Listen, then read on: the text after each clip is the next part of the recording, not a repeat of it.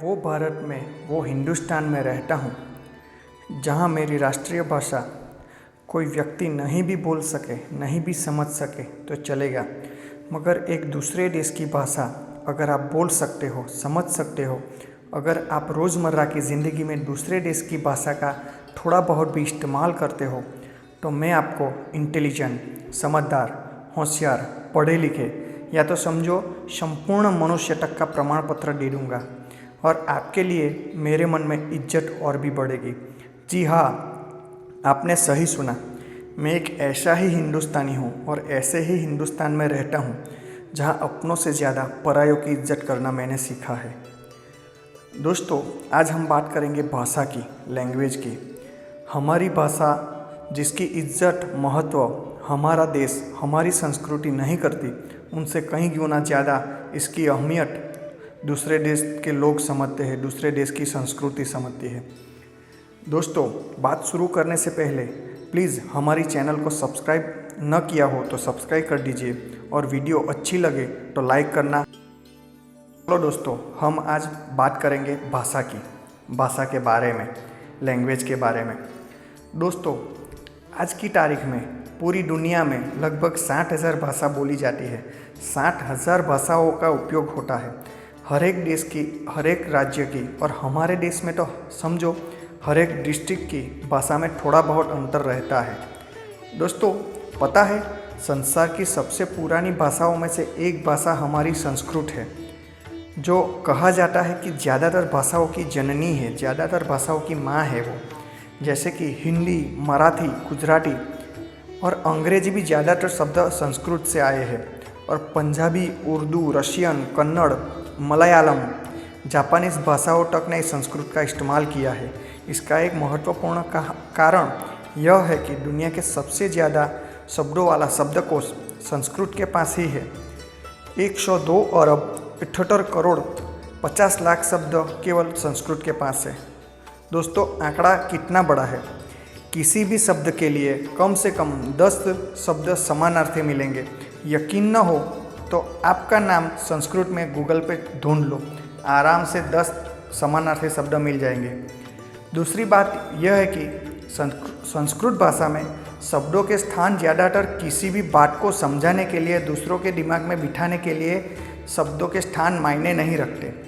इसी कारण से नासा ने जब पहली बार इंसान के साथ अवकाशयान छोड़ा था, तब संदेशों की भाषा के लिए संस्कृत को चुना था, क्योंकि अंग्रेजी भाषा के संदेशों में शब्द स्थान बदल जाते थे, जिसके कारण अर्थ का अनर्थ हो सकता था।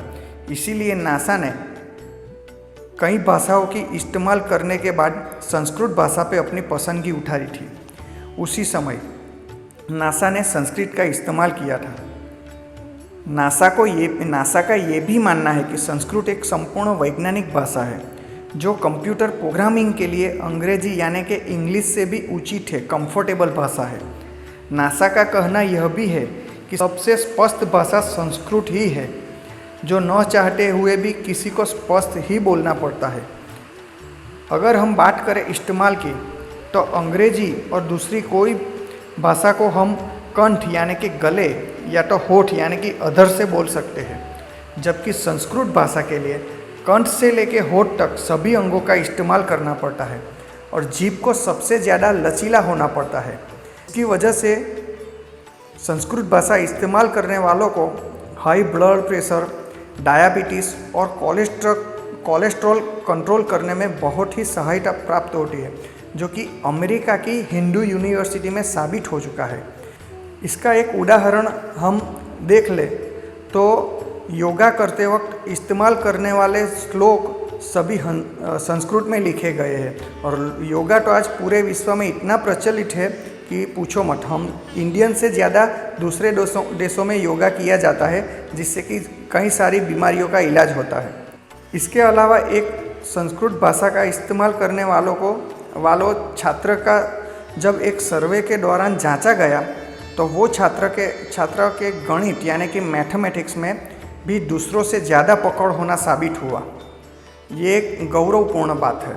वैसे भी आपको जानकर हैरानी होगी कि कंप्यूटर जिस विधि से, जिस पद्धति से गणित का सवालों का, प्रश्नों का हल करता है, वो पद्धति एल्गोरिदम वो भी संस्कृत की ही देन है, संस्कृत ने ही बनाई है वो। अब हम बात करें अंतर्राष्ट्रीय लेवल पर संस्कृत की। अंतर्राष्ट्रीय लेवल पर संस्कृत जर्मनी में 14 यूनिवर्सिटी में पढ़ाया जाता है एक विषय के तौर पर, सिर्फ जर्मनी की बात करें। इसके अलावा वो यूनिवर्सिटी में, जर्मनी की यूनिवर्सिटी में 50 से ज़्यादा देशों के विद्यार्थी आते हैं और बहुत ही रुचि, बहुत ही इंटरेस्ट के साथ संस्कृत पढ़ते हैं, जिनमें से ज़्यादातर विद्यार्थी अमेरिका, ब्रिटेन और यूरोप के आते हैं। ये भी आप गूगल पे देख सकते हैं, जिसका लिंक मैंने नीचे दिया है।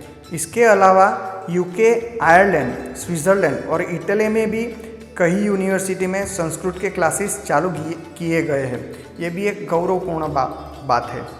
इस पूरी दुनिया में, पूरे संसार में, पूरी पृथ्वी पर 17 ऐसे देश हैं जिसकी कम से कम एक यूनिवर्सिटी में संस्कृत एक विषय के तौर पर शामिल है, यानी संस्कृत पढ़ाई जाती है।